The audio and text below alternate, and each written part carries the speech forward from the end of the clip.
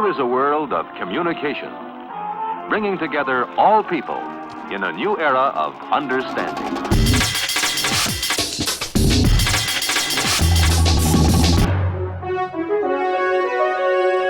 Elektrischer Reporter.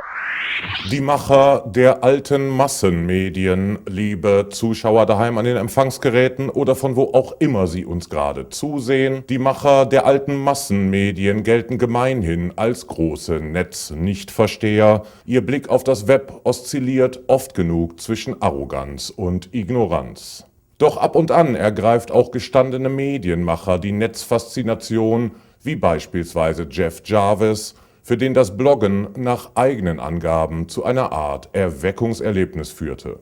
In seinem früheren Leben hat Jarvis für Zeitungen geschrieben und Zeitschriften entwickelt.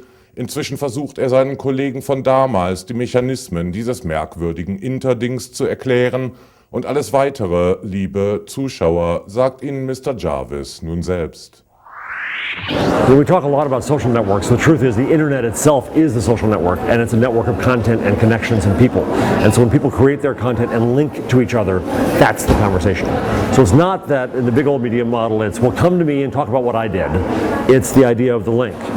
And that has a crucial impact on the architecture of news media going forward, because news media are going to shrink, period. They're going to. And so how do they continue to do their job? How do they grow? I think they do that by collaborating. And one of my pat PowerPoint lines is that they need to learn how to do what they do best and link to the rest. And so big media needs to concentrate on investing their money and their effort in what makes them uniquely valuable. But then there's all this other stuff out there, and they can link to it. If you built a town and then you walk away from it and you provided no police and no sheriff and no garbage collection, the town will fall apart. So you have to give some care to the community you create.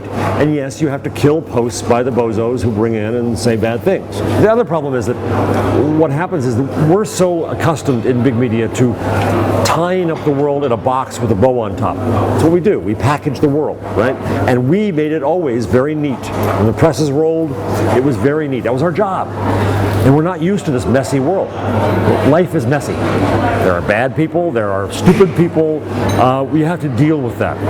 And the problem is that most media people only concentrate on the bad stuff. So they want to get rid of the bad stuff. They want to make it pretty again. So they ignore all the good stuff. There's great stuff in a lot of these comments. And I think that that's the important thing, is how do you encourage that? You're never going to beat down every idiot who needs their medications. You do certain things to take care of that. But what you really should do is find the ways to say, wow, that person is smart, good, funny, whatever. What can we do to encourage them to do more?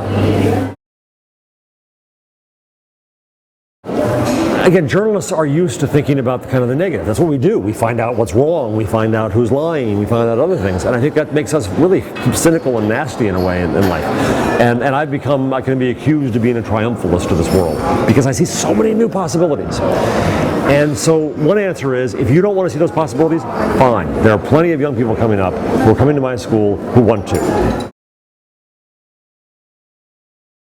If you look at the structure of media changing where it's more collaborative, if we're part of networks, if we link out to what other people do, then I think that informs what the role of the journalist becomes. So we curate, we collect content, find the good stuff. We curate maybe more than we create. We might bring in some stuff and say it's not good enough. Or maybe we help people make it better. Maybe we educate. We enable the audience to, the public to create things. We organize the communities. We provide the means to give them organization to do what they want to do, which is really what kind of Facebook does. And so then the definition of the journalist changes radically. Educator, enabler, curator, those are different words than writer. We still will go out and report, God knows. But to get this larger world of media, I think that definition changes. So I teach journalism at the City University of New York, and we teach all the students there to make anything in all media. So a print reporter, if there ever will be such a lone beast again, is going to go work in a newspaper or a magazine, and they're going to have to shoot vlogs, and they're going to have to provide media. So we teach all the students students all the tools, but it's a mistake to think that that alone is the definition of new media for journalists. It's about this different relationship with the public, and understanding what that relationship is, building that new relationship is the key skill. And I don't know how to teach that yet. In a school, it's very hard to find a public to get the students to interact with. But that interaction is a key skill of a journalist going forward. We're no longer the person who stands in the back of the room with our notebook and listens and goes back and kind of spies on life and writes it up and then tells the world. Now our job must be to be part of the world.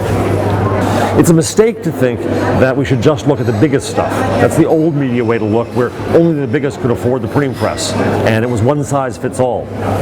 We often make the mistake of judging this new media that way. Instead, it's the right stuff for you. And that relevance is the key thing, and I think that it'll never be perfect. You'll always find some bad stuff along the way, you'll find some noise, but you go through it quickly. I mean, imagine, again, we're looking at the bad side of that, the static. But the truth is, we all now have an expectation of instantaneous answers to any question we have. We all now have the expectation that most anything of importance in the world that's happening, we'll know about it fast. That was not the case before. Before we had to go searching all around, go to the library. Before we had to wait hours until the printing press started. Now we just have an entirely new expectation. So I think we're doing an excellent job of finding that relevant content. And we need some more help, but it's going pretty damn well. Mark Zuckerberg at last year's Davos, the founder of Facebook, was asked by a certain large publisher who was desperate. He beseeched me, begged me, said, "Mark, how do I get a community like you have? My newspaper has to have a community like you do. How do I own a community? How? Tell me how." And Zuckerberg is a man of very few words. And his response to this important man in full was, "You can't." Full stop. Now, he went on to say that the community already exists. You don't build it, you don't create it. They're already doing what they want to do. The question you should be asking is, how do I help them do it better? And his prescription for that, I love this phrase, is that you bring them elegant organization. And in a sense, that's what we've always tried to do. We just have more tools to do it. And we have this fundamentally different relationship with that public. Now, a magazine, for example, should be in a good position because a magazine does have a community already. And so I think you sit down and you ask, how can we help them do what they do better? How can we help them communicate better, share what they know better? How do we help them publish and support them not just in promotion but also in money? How do we start an ad network around them? I think you start to see yourself as part of this larger network. Not at the center of it, but at the outside of it. And ways that you serve this network in whole new ways. And there's a lot of opportunity. Because you meet people, because you hear what they're saying, because you can listen to what's going on, because you can organize your life, and I go in there and I organize my sources and other people that way. I think that Facebook is only one piece of a huge pie. And Twitter came along, and I thought Twitter was just really boring and silly. And my son, my 15-year-old son, who knows far more than I do, said, "Dad, you gotta get back into it." And I did, and when I did, I realized that it made me rethink that we think of news as a packaged thing, the bow on top. But in fact, news is a feed. It's a river, as Dave Weiner would say. And so Twitter is one way to do that. And Anna Marie Cox, the Wonkette blogger who now works for Time Magazine, has been on the campaign trail in the U.S. putting in magnificent tweets from the road. And I blogged about it, and she's very funny, and so I said it's the perfect medium for her. And she said, no, it's the perfect medium for covering a campaign. So there's all kinds of new tools like this that you don't know what they're about until you use them and try.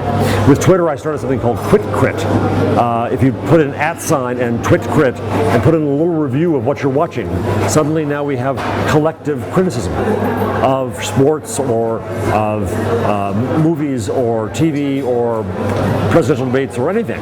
And so there's new ways to use these tools, and what you should really do is just experiment. To not be in Facebook is to have your hands over your eyes. Und weil wir uns diese Frage so lange nicht mehr gestellt haben, fragen wir nun geschwind und gänzlich ohne Umweg, was ist eigentlich Web 2.0? Web 2.0 ist, wenn du 2 Sätze in eine Kamera sagst und dich auf einem roten Teppich wiederfindest. Vielen Dank. Und das, liebe Zuschauer, war es auch schon wieder für heute. Ich verabschiede mich und wünsche Ihnen eine inspirierte Woche. Bleiben Sie uns gewogen und schalten Sie auch das nächste Mal wieder ein. Bis dahin bleibe ich Ihr elektrischer Reporter.